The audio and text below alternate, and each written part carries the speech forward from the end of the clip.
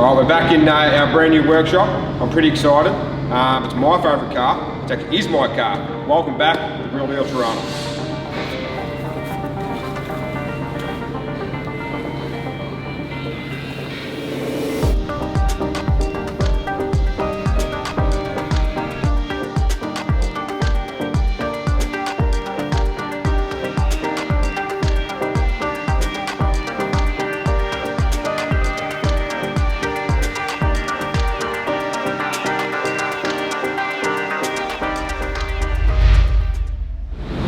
Alright, so my Real Deal Torana is back from its big world tour that sort of didn't go to plan.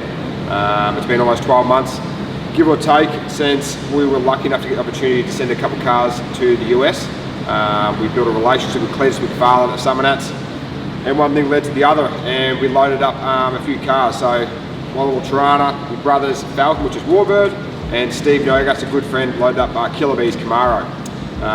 So it was really bad timing. The cars landed in the US and COVID kicked into gear. So as they got there, that happened. And we're sort of in two minds what we're going to do. Cletus was kind enough to grab the cars from California. Well, he didn't grab all the cars. He grabbed the Warbird and Killer Bee, and he took them back over to Florida, and I left my Torana with Willwood. So as time ticked on, a few months, I started thinking, what's next? Everyone's unsure of the time frame, how long this COVID would go. And I decided, I think, it's time to bring the Torana home. Now, looking at it now, it's not the weight left. It's missing probably the biggest part of the car, which is this big hole here. Cletus was actually looking, or going to build a new engine for Toast. And after hearing Nogas's Camaro and my brother's Falcon, he's like, that's what I need, you know. Mechanically injected, big block, and built by Nogas Performance. And I have one sitting here, and I thought, what a great opportunity for Cletus.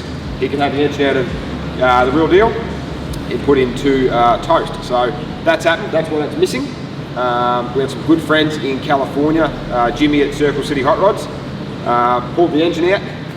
Now, we did warn him it's very difficult to get the engine and gearbox out of this car. It's a small car, and this car was never built to be a burnout car, so it was one of them sort of cars where the engine was forced into the car. We didn't build the car around the engine, so to change the engine or get the engine out of this car can be a day and a half job. So he was really kind and done that for us, and took the engine and box out and got it palleted up and got that over to Cletus in Florida. So that's now sitting in Toast, and this is the result. So now the car's back, sitting here, we're sort of in two minds which path we go down with the car. So like I said before, the car was never initially built to be a burnout car. I bought this car as a 16-year-old kid. It's actually my first ever car, so it means a lot to me. That's why I bought it home. I couldn't just justify letting the car sit there for years.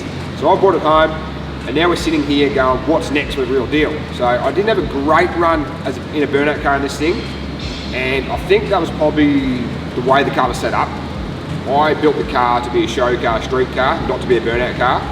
So when we put the big block Chevy into the hole here, it was probably all wrong. The engine was sitting way too far forward over the front axle.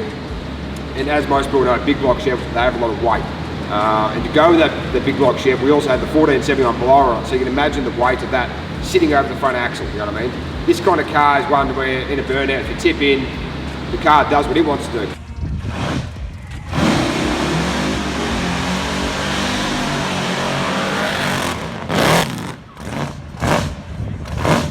We go back to my original plan with the car. Like I said, this is my pride and joy, you know what I mean? It was always going to be a show car. Maybe I'll go back to that theory and put something under bonnet and all that kind of stuff, and put the airbags back in it and drive it how it was originally meant to be. So I'd love to hear your opinion, what we should do with the car. I was a bit nervous when we made the decision to bring the car home. It's a bare metal car. I'm thinking, when it lands back in Australia, what's the car going to look like? It's been in America for 12 months, but it's also around a container yards, back and forward and so forth. So I was actually thinking the car would turn out to be very rusty. You know what I mean? It has got a clear coat on there, but being clear coat on bare steel doesn't last forever. Every paint will tell you that. So when it turned up, we were very surprised at the condition of the car. It nearly looks like the day it left. There's a couple of crow's feet, little bits of rust coming out, but to the people at Willwood Engineering, Circle City Hot Rods, and everyone that helped us with the freight stuff, they've done an absolute amazing job keeping the car in A1 condition. So it has left and come back in the same way it was built. Okay, we've got the bonnet off, we're showing the big hole. I really need your feedback. I really want to know what you guys think we should do. Do we go burnouts? Do we go drag race? Do we go a cruiser? There's plenty of engine combos we can go. Maybe we go a blown LS, like a blown HJ, just a very simple 871 LS engine. Do we go back to the big block Chev, like Warbird, burst of your eardrums? Do we go a real simple, just cruiser NA engine? There's one engine that keeps popping into mind. Pre-Warbird days, my brother was putting an engine together, real crazy combo. It was a Dodge V10 with 2 turbos. I think that would look pretty cool, but I want to hear what you guys have to say. So like, subscribe, but leave me a comment. I'll take it on board, and in a couple of weeks we'll make our decision.